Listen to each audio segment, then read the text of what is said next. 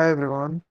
तो आज मैं अटेम्प्ट किया था SBI clerk mains full length mock test वाली बोर्ड में। तो मैं आप लोगों के साथ अपना स्कोर शेयर करने वाला हूँ। क्या रहा मेरा स्कोर।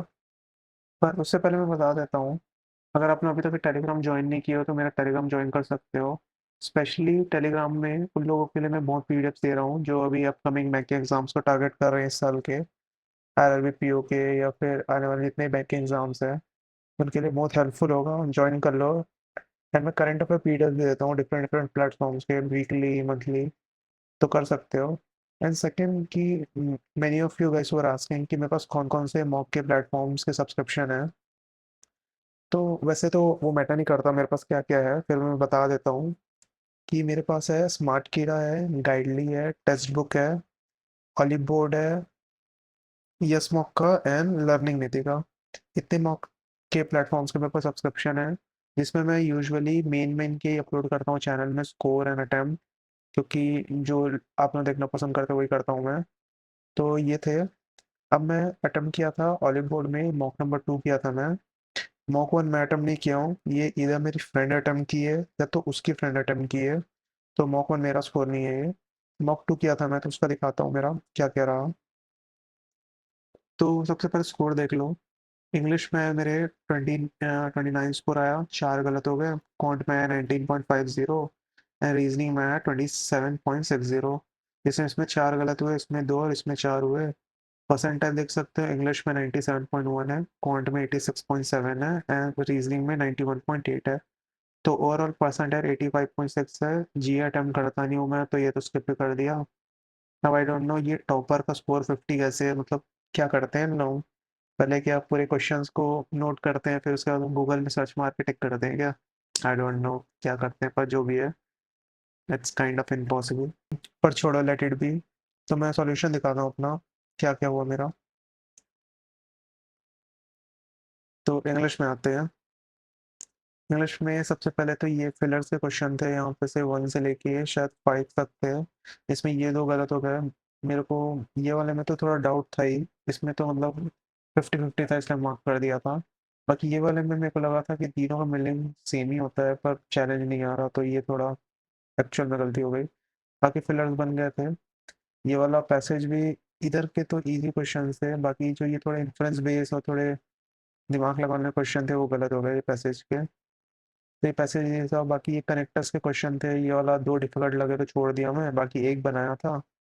उसके बाद ये एरर फाइंड करने वाले थे, मतलब इसमें जो जो करेक्ट था ना उसको मार्क करना था, जो एरर था वो सेंटर को छोड़ना था। तो ये पैटर्न अच्छा लगा मेरे को, मतलब पहले भी सॉल्व किया हूँ मैं आईबीपीएस पीओ के मॉक के टाइम, पर काफ़ी दिन बाद दिखा ये पैटर्न, तो मेरे को अच्छा लगा। बाकी ये सब छोड़ दिया था मैं, ग्रामर वाले लेंदी सेंटेंस रहते हैं, मिस्टेक हो ही जाती है हर बार।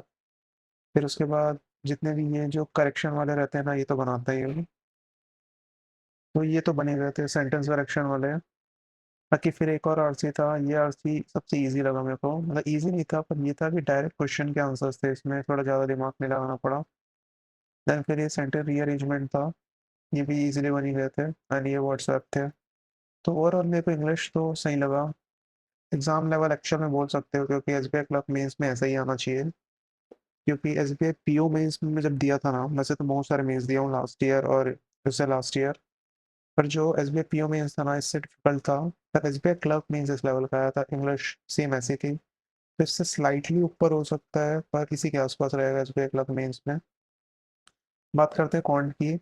तो पहला ये फिलर वाला छोड़ दिया था मैं, ये वाले छोड़ ही देता हूँ मैं, मैक्सिमम टाइम छोड़ देता हूँ, फर्स्ट रो में तो नहीं बनाता इनको। फिर मैंने ये डीआई बनाया, ये बहुत इजी डीआई थी, बन गई, तुरंत ही बन गई थी। बाकी सिंप्लीफिकेशन का क्वेश्चन बनाया था, ये वाला गलत हो गया। अब इसमें क्या हुआ अपने साथ, जो स्क्वायर आ रहा था ना इसका, मेरा 885 के आसपास आ रहा था। अब शायद मैं कैलकुलेशन मिस्टेक किया था, आई डोंट नो। तो उस टाइम मेरे को याद नहीं आया कि 885 के सबसे पास 30 का स्क्वायर होता है 900, इसलिए मैं 29 का मार्क कर दिया। तो ये याद नहीं आया इसलिए हुआ मेरे साथ, पर कोई ना। बाकी ये वाला सही हुआ, ये भी सही हुआ। उसके बाद ये वाला थोड़ा टाइम लगा था, और नहीं इसको नहीं किया था। देन क्वाड्रेटिक थे, बन गए। उसके बाद ये वाला नहीं बनाया मैं। जो भी जो क्वेश्चंस होते हैं ना, जो अर्थमेटिक के वो एकदम लास्ट में ही करता हूँ मैं, तो ये वाला बनाया था, ये वाला बनाया था। ये तो इजीली बन गया था, इसमें तो कुछ नहीं था, सबको डेटा दिया था, डिवाइड बाय 3 करना था, ये तो फ्री में आता, ये क्वेश्चन बन गया था।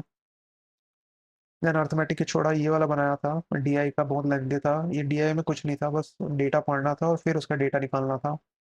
तो थोड़े लेंथी लेंथी क्वेश्चन थे इसमें। आगे मेरे डीआई के क्वेश्चन पूरे छोड़ दिया उस टाइम के लिए। डेटा सफिशिएंसी बनाया था ये वाली। देन अर्थमेटिक के स्किप करते करते गया, जितने भी है यहाँ पे केस स्टेट भी थी, तो इसको भी बनाया, बनाने का ट्राई किया था, देखा था बस। इसको थोड़ा ट्राई किया था बनाने का, पर नहीं बना। देन उसका एक का तो अर्थमेटिक बनाया और ये वाली डीआई बनाया, जो मेंसुरेशन पे डीआई थी, 3 क्वेश्चन थे शायद इसमें। फिर ये वाली थी, एक नंबर सिस्टम पे डीआई थी, ये भी बना लिया था। देन उसके बाद ये क्वांटिटेटिव बेस्ड क्वेश्चन बनाया है, नीचे के थोड़े नंबर सिस्टम सीरीज वाली की एक डीआई थी, 2 क्वेश्चन थे इसमें बना लिया, जिसमें ये एक गलत हो गया।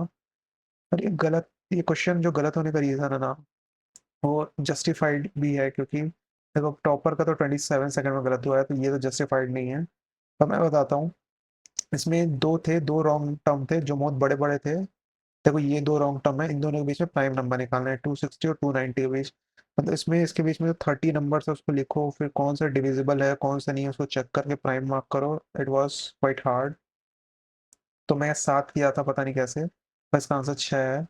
पर ये टॉपर तो 27 सेकंड में गलत कर दिया, पता नहीं क्या कर रहा था, आई डोंट नो। तो ये रहा कॉन्ट का मेरा। बात करते हैं रीजनिंग की, तो ये दो पहले क्रिटिकल रीजनिंग थे 1 2, तो इसको स्टार्टिंग में स्किप कर दिया। देन उसके बाद ये वाला मिसलेनियस बनाया था, ये पजल बनाया, इजी थी, थोड़ा टाइम लगा, बन गई थी। फिर ये वाला छोड़ दिया था मैं। देन इसके बाद जितने भी पजल आए वो छोड़ा।